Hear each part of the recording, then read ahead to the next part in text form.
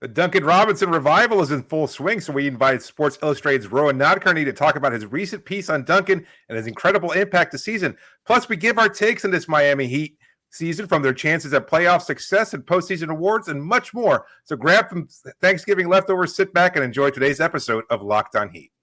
You are Locked On Heat, your daily Miami Heat podcast. Part of the Locked On Podcast Network, your team every day.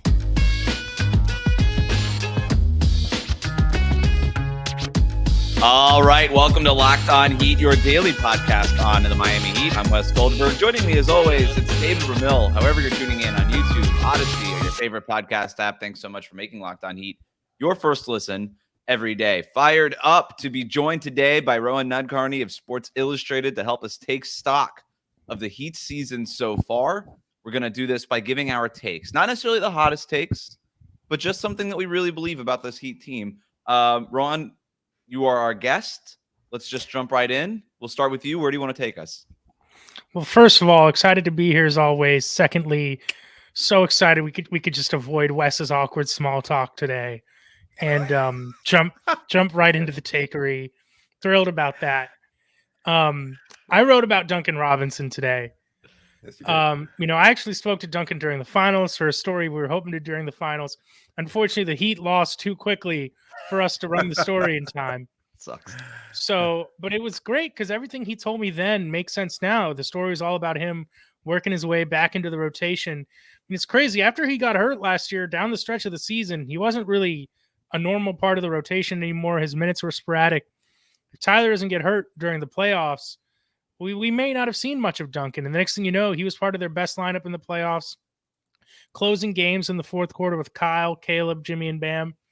So my take, based on that, is Duncan Robinson's got to be a starter for the rest of the season. He's on fire!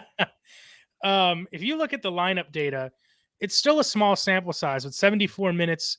The Kyle, Duncan, Jimmy, Haywood, Bam lineup. It's a 19.4 net now of all NBA lineups that have played at least 70 minutes. I believe there's 28 of them. That's the second best, behind only Boston's starting five. We all know how good they've been to start this season. So I think that, the proof has been there, not just this year, but I think for years now, how well Jimmy and Bam play off of Duncan. I think he settles everyone in their roles. I think the movement, his two-man game with Bam is really effective. And that's not to say Tyler's played poorly this year or that I think he's the reason for their slow start. He's obviously put up some of the best individual numbers of his career, but I just think the rhythm of this starting five, you can't break it up. And we've seen in the past the Heat thrive with Duncan in the starting lineup and Tyler coming off the bench. Can I provide a counter argument just because that's how good radio works? You mentioned the lineup data there. The lineup, the same lineup you're talking about, but swap Tyler Herro in for Duncan Robinson, has a net rating of over 14 points per 100 possessions. Better than its opponent. So it's not like... But which of those lineups seems more sustainable? The one that has like 139 offensive rating, or what the Heat have done in a larger sample size with Duncan and Haywood? I think that the lineup with Tyler has been good, net rating wise, but it's been really poor defensively.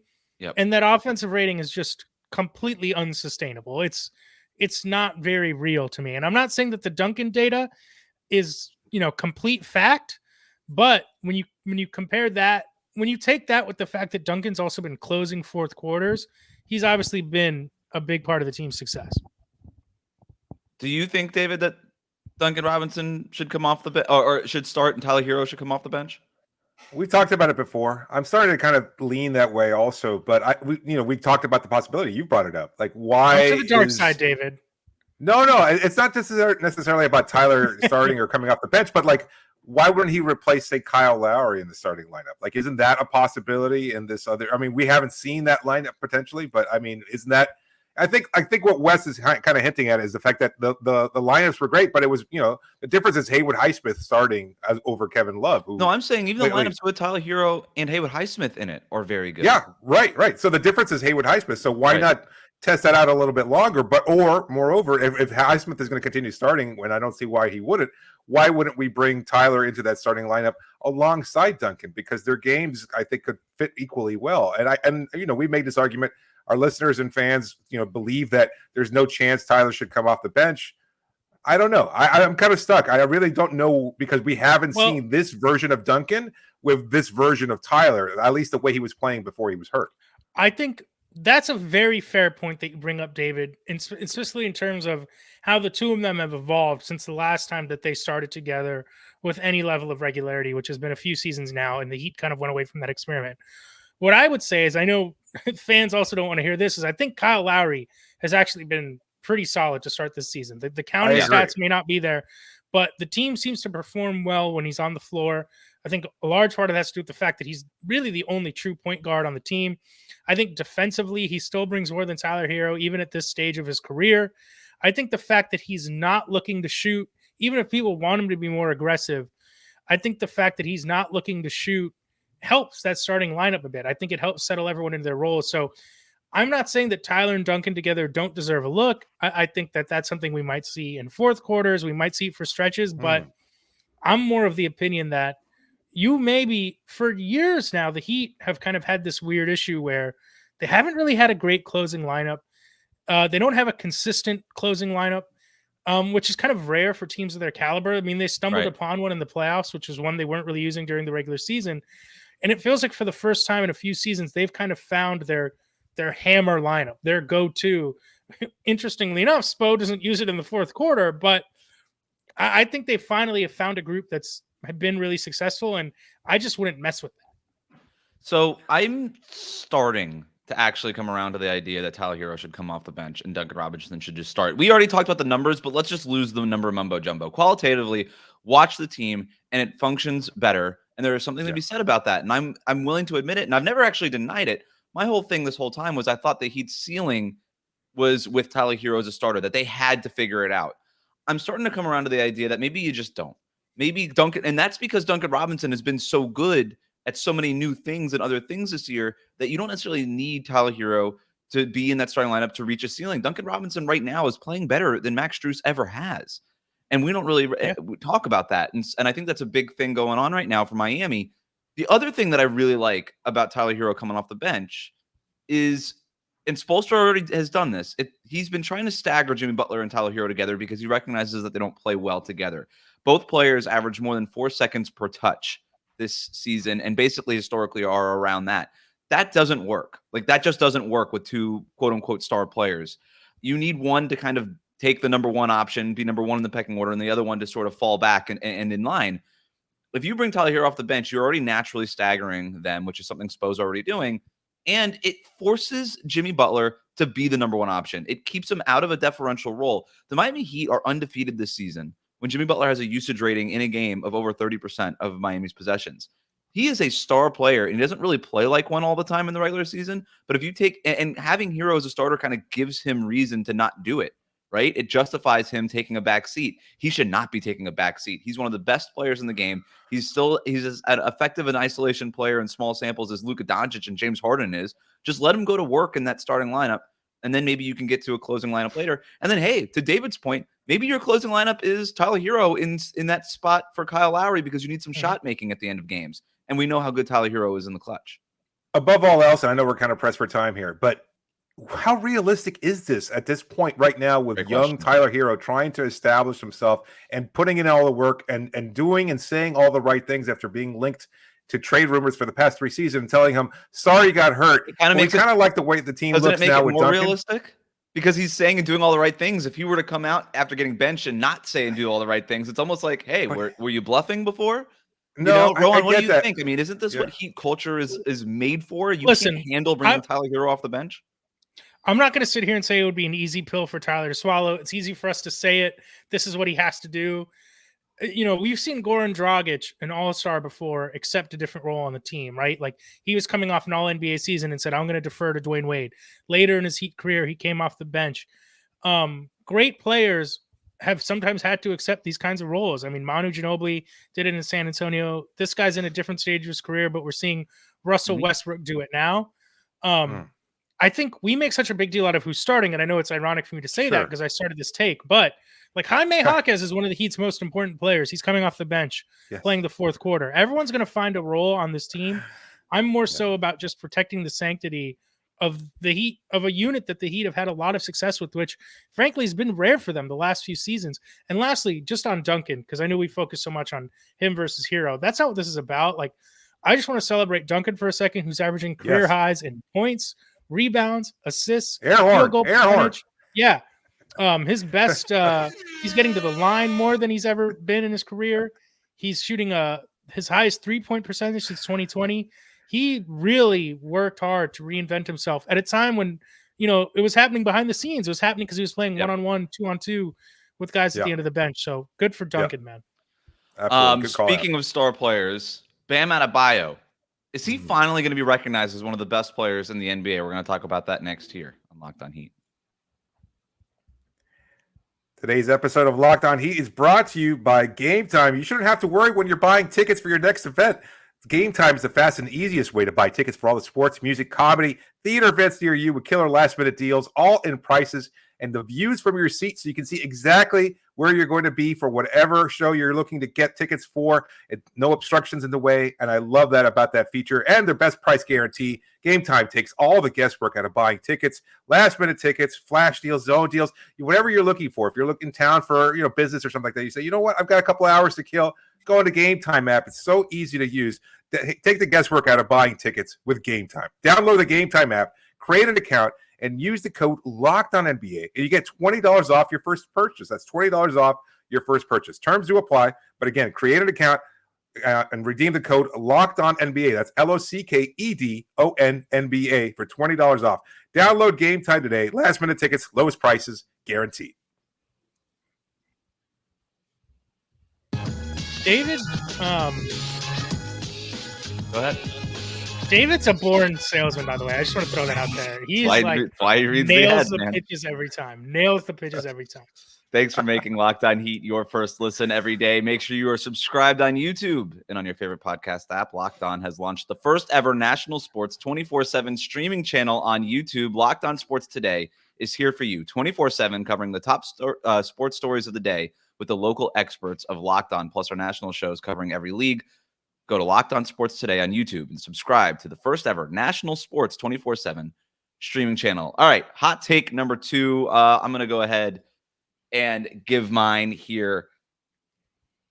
Bam Adebayo has been such a polarizing player for the last several years.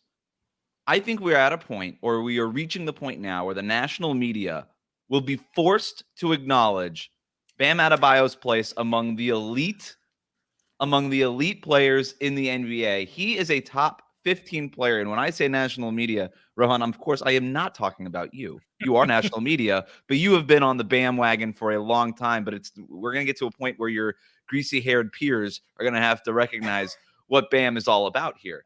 Wow. Helping his case here is that all NBA is transitioning to positionless this season, right? So it's not 2 forwards, a center, and 2 guards. If we did the all-NBA teams right now, Bam would be a part of it. He would easily be a part of it. Here's last year's all-NBA team, really quick. First team, Giannis, Tatum, Embiid, SGA, Luka. All 5 of those guys in some order are going to be making it this year.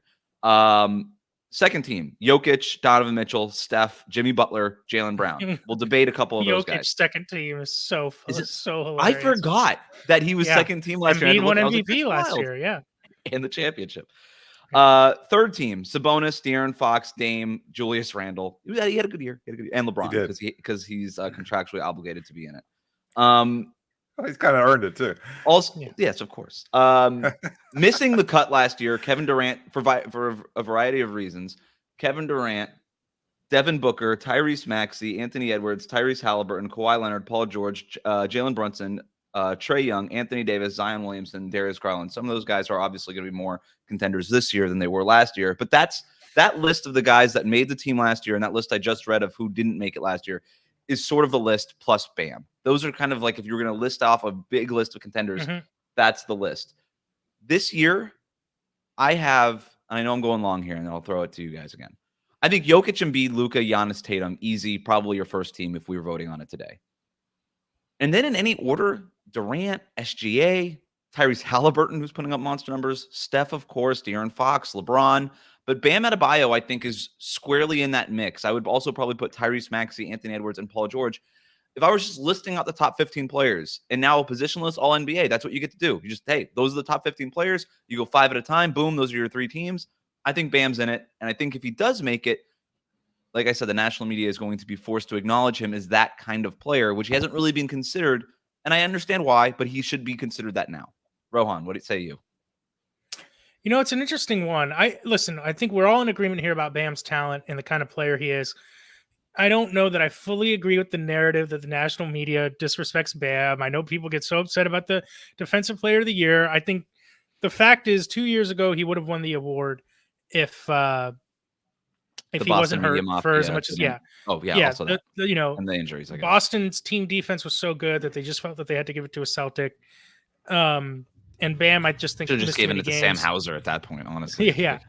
Last year again, the team was just so middling that I don't think there was a lot of inspiration to reward Bam. And I do think Jaren Jackson had a great year, even though his minutes were very low. The only argument I'd have, Wes, is I think the position list is going to hurt Bam. I really do, because I think you could have, written him in ink for at worst third team center this year behind Jokic and Embiid. Yeah. I think the issue he's going to run into is there's a ton of talented guards in the NBA, and I think it's going to come down to that 65 game threshold, which is the new NBA requirement to be recognized for postseason awards. Because you mentioned it, like in the past, you'd have to leave guards off, or some players would kind of float between positions and it would split up their vote, etc. But if you get a full season, if KD, Booker, SGA, Halliburton, Steph, Donovan Mitchell, if you get a lot of these guys to meet that threshold, I do think it's going to be very tough to separate, just because it's still such a guard-dominated game, and they're going to put up, I think, gaudier numbers than Bam. But what's more important is I think at his current pace, Bam is proving to be the kind of caliber player you're talking about, which is top 15. He's taken more jumpers this year than last year. The numbers are up. He's putting up 22 and 11 routinely now. That's superstar level stuff. So that's, I think, what's most important. But I'm interested to see how the position list stuff plays out. David, what do you think? Does the position list versus the position thing split the difference? Break the tie here. Does that help or hurt Bam?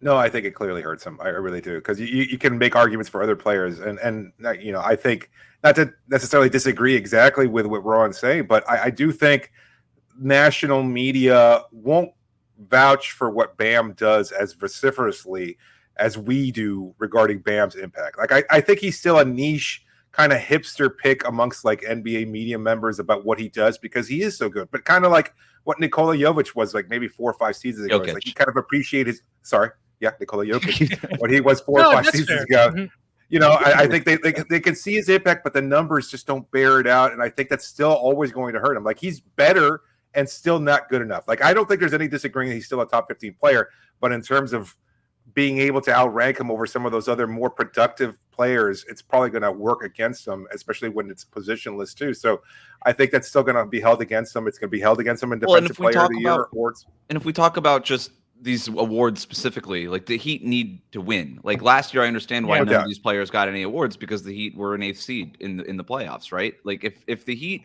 stay in the top 4 or 5 in the East, then I think we start having conversations about which Heat players are in the running for which awards, whether it's Bam for All NBA, Defensive Player of the Year, and et cetera, all those things. I think the Heat have to have a winning season for Bam to be considered that kind of guy, because like you said, David, like the Jokic thing, that was like Denver was just 50 wins a year, right? At some point you had to be like, why is this happening? And you just kept going back to Jokic. Right. So for the Heat, they got to win, and then you got to wonder why. Go ahead, Ron. Just to David's point about the media stuff, I do think that David's a good point. Like, I think there is a class of people who are hip to Bam's isolation defensive numbers, right? But that's not, and that might be what I see more than most people, and that's not necessarily reflective of what everyone sees or how everyone understands the game, or people who aren't in South Florida watching Bam on a nightly basis. So I definitely think there's an element of truth to that. And I think like Wes said too, it's going to come down to winning.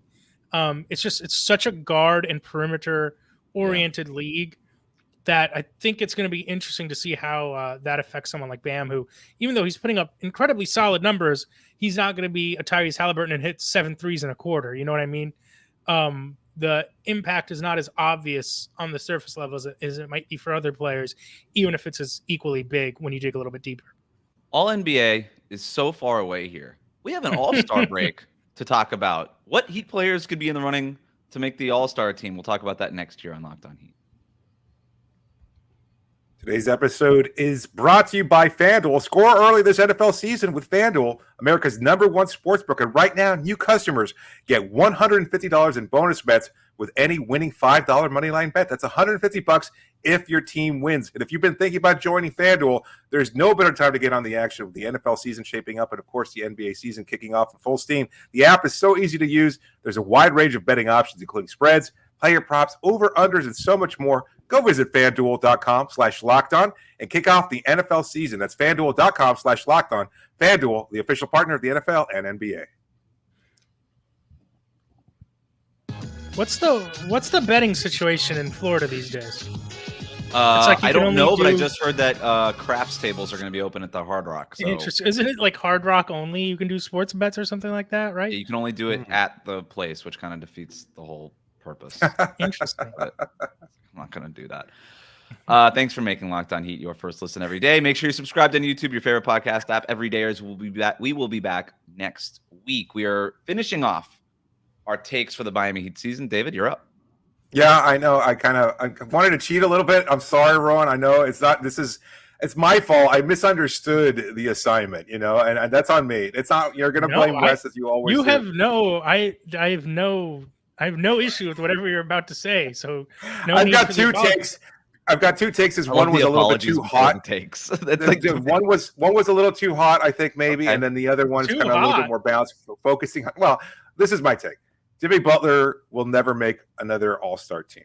I think that's the rest of his career will probably bear, not necessarily because of this, not necessarily because of, yeah, that's a hot one. I think he will never make an All-Star team. I think he's still the best player on this team, and I think it's pretty clear. But with the emergence of Bam, Tyler's increased production and everything else, and the fact that they might not win as many games to kind of get that kind of consideration that we were just talking about, I think Jimmy's time as an all-star is probably done, and I think he's fine with that, to be 100% honest. No, he literally told me he doesn't want to go. He was he's like, if you didn't know, now you know. I don't like going to the All-Star game. So I'm sure he would be perfectly happy. He co-signs that one. Yeah, he co-signs that one. Is that too hot a take? I just think there's an emerging. No, I think it's actually it's an intelligent take, and I think that he listen. It's no secret that he's pacing himself as he should, as someone in his mid-30s. There's no need for him to be playoff Jimmy during the regular season. We've seen what Bam and Tyler are doing on an individual level this year.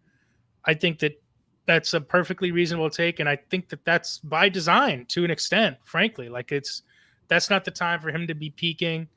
So as long as the team's winning, I don't think it matters to him or Spo what his numbers are. And I know we can't make this argument because they haven't won enough, but if they stay in the top 4 through the duration of the All-Star voting process, like who do voters look to as the reason or the person most responsible for that kind of success? Last year he had, there was a little bit of an injury thing with Jimmy too, which I think hurt him. Like he's made it a couple times with the Heat already. I also think I have no inside info on this. Like I'm sure when Adam Silver's also thinking about like who am I going to pick as an All-Star replacement, it's like let me pick a guy who actually wants to go. Right. So I think maybe that works against him, but yeah. So I think it's smart, but I think if they're when they were the 1 seed, he was an All-Star, and I think that there's a very good chance that he makes it again if they're top 3 or 4. If the Heat are a playoff team, and let's remember the difference between All NBA and All-Stars starting with fan vote, right? Like, and people associate the Miami Heat with Jimmy Butler, not with Bam Adebayo, not with Tyler Herro, regardless of what the numbers are. So I still think that there's a chance that, unfortunately for Jimmy Butler, he is forced to go to the All-Star game by the fans who like to see him play, even if he doesn't necessarily play like, a typical All-Star with all the scoring and the shooting and all these things. Like he's a big name and he's marketable. He's all in the Michelob Ultra commercials and all these things. So people recognize him. I kind of am convinced that David's like quote unquote reasonable take is actually going to be the hot one. You have another take, David? Let's go. Yeah, I do. I think this team is better than last year's team, but they're not going to go as far. I think that's my reasonable take here. I think the balance is okay. Who gave West a soundboard? Who? Why did we allow this? Yeah, I just think they're. Yeah, no, go ahead. What were you going to say? No, I was just I could see how much David you enjoy the soundboard, but continue. No, I think they're a better team. I think they're going to have a higher win total. I think they might even eclipse the 50 win mark at the pace that they're going at. I don't think that's too far fetched. I just don't think that you can count on the 3-point shooting success and everything else kind of just meshing at the right time so perfectly as it did last postseason. So I can imagine this team being a better regular season team and not necessarily maybe even being a first round flameout. I mean, David, not only do I think that that's not hot at all, I think it's a very good take. I think that's exactly what's going to happen here. I think the Heat are much better than they were. They stunk last regular season. They were just slightly better than 500. They weren't good last regular season. And they had a negative point differential, which I know people love when I point that out. I will say I had my doubts that they'd be a better regular season team this year. I'm impressed with what Lowry has done so far. They've avoided. I know Tyler's been out, and that's not small. But if they avoid Jimmy and Bam being out, they'll be competitive. They've played a very cupcakey schedule so far. I think it's 10 teams with records under 500. They're 8-2 in those games. I think 1-3 against teams otherwise. Yes. So.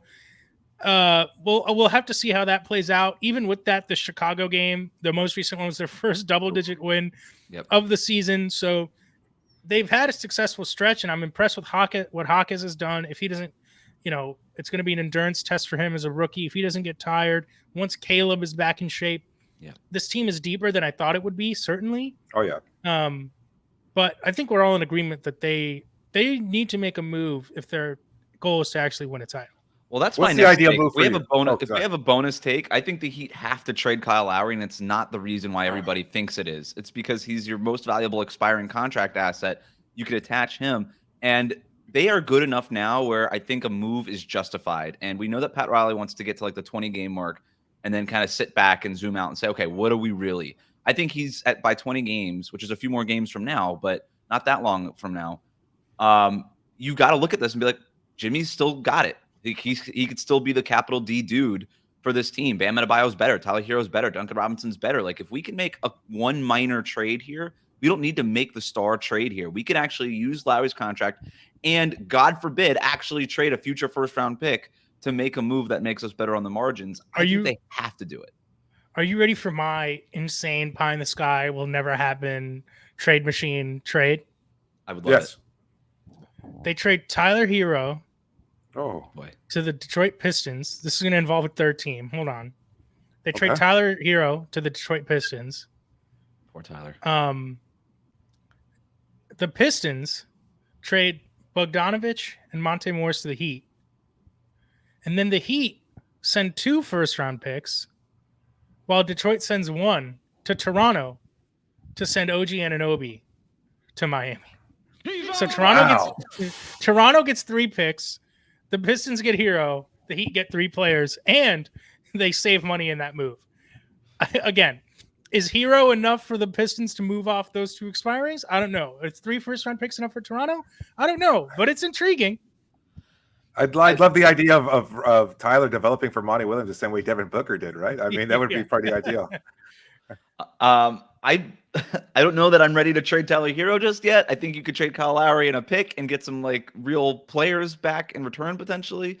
But it's hot, no doubt about it, Rohan. That one was hot. Poor Haywood Highsmith. As soon as he starts emerging, he's gonna get benched for OG. Right. Duncan too. We just spent all this time about Duncan. That one bumps him too, but Yeah. Oh well. Thanks for making Locked On Heat your first listen every day. Hit that subscribe button on YouTube. Follow us on your favorite podcast app, Rohan. Before you go off into the weekend, tell everybody where they could find your work and find you. Listen, still kicking it over at si.com. You can find my stories at Rohan Nadkarni on Twitter. Appreciate you guys, as always, for the support. Thank you to all people who listen to the show, retweet my stories, whatever it takes. I really appreciate it. Recently wrote about Duncan Robinson, like you mentioned. Go check that out.